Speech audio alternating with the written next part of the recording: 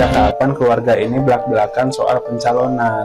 Ini kan cuma skema untuk mengalahkan Anies karena elektabilitasnya paling tinggi. Kalau ini kejadian, Anies bakal dicap sebagai pengkhianat dan pendukung dinasti Jokowi.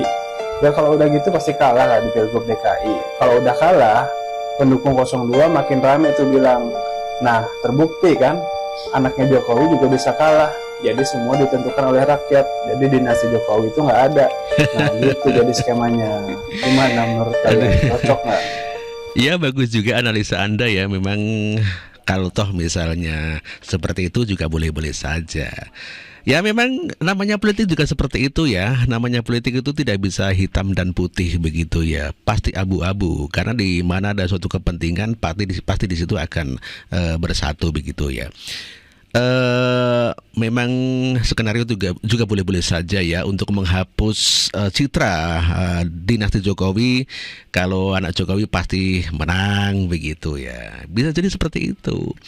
Namun demikian bisa jadi juga agar semua calon-calonnya itu nanti dari koalisi Indonesia Maju begitu ya. Di Gerindra ada Ridwan Kamil. Karena sudah ada Kaisang di koalisi PKB, maka tidak mungkin PDIP bergabung kepada Kaisang.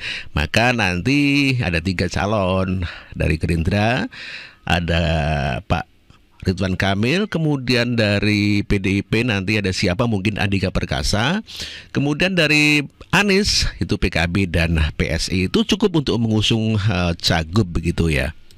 Dan ya ini adalah Febrian Saputra ini yang biasanya ini sangat berkomentar rame begitu ya. Namun demikian sekarang tidak bisa berkata apa-apa dikarenakan PKB sudah ada komunikasi dengan PSI untuk mengusung Anies Kaisang. Ya tidak bisa berkutik. Aduh, kacau apalagi anak abah ya, stres. Apa Kaisang mengaku siap dipasangkan sama Pak Anies. Janganlah mengulang kesalahan yang sama, yaitu salah pilih wakil ya.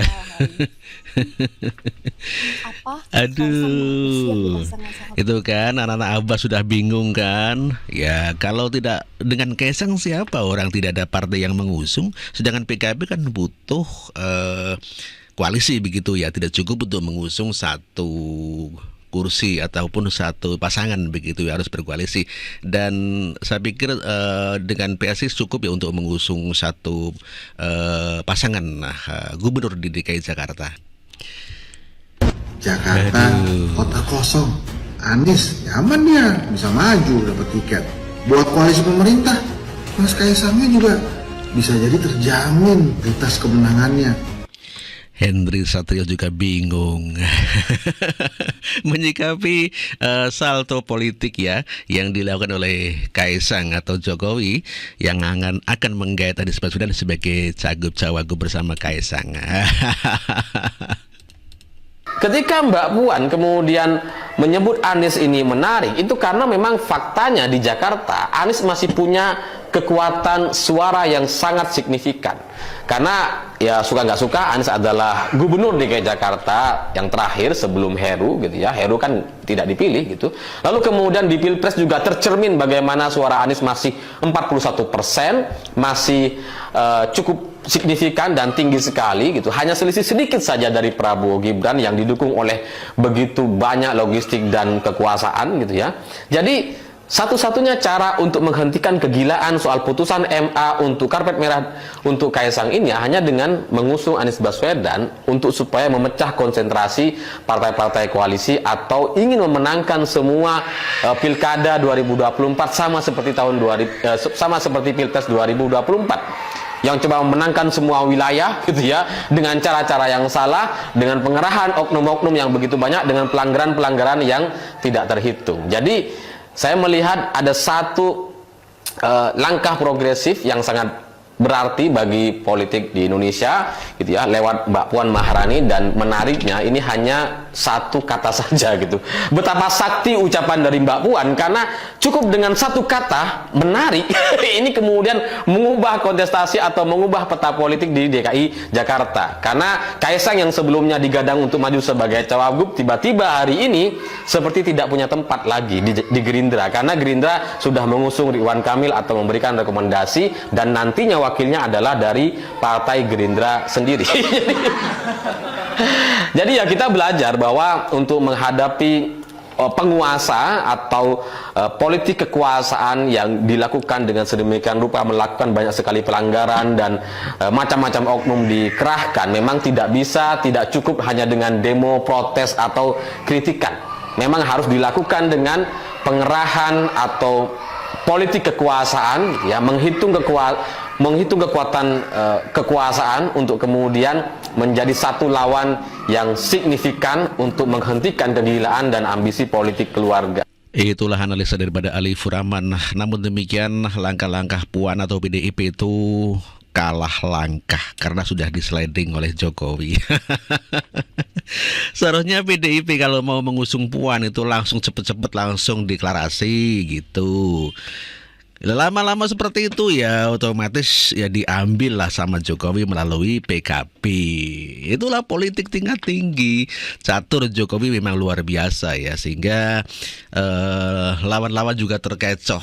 Ya, ini otomatis seperti disampaikan oleh pembicara tadi bahwa dengan adanya koalisi antara PKB dan PSI mengusung Anies Kaisang, maksud saya, ini otomatis akan mementahkan keputusan Mahkamah Agung mengenai ya dikuranginya usia gubernur, termasuk juga untuk mengurangi juga gesekan-gesekan masalah Mahkamah Konstitusi. Jika Anies dan Kaisang bersatu, ya sudah rampung semua perpolitikan di Indonesia, adem ayem. Yang keluar-keluar hanya PDIP saja, dikarenakan pendukung 01 dan 02 bersatu, maka yang ada hanya 03 saja alias PDIP yang ditinggalkan oleh koalisi pemerintah. Begitu Thomas Bro. Anies mulai dihujat oleh pendukungnya sendiri. Ya. Ini mengenai PKS yang akan bertemu dengan PSI pekan depan.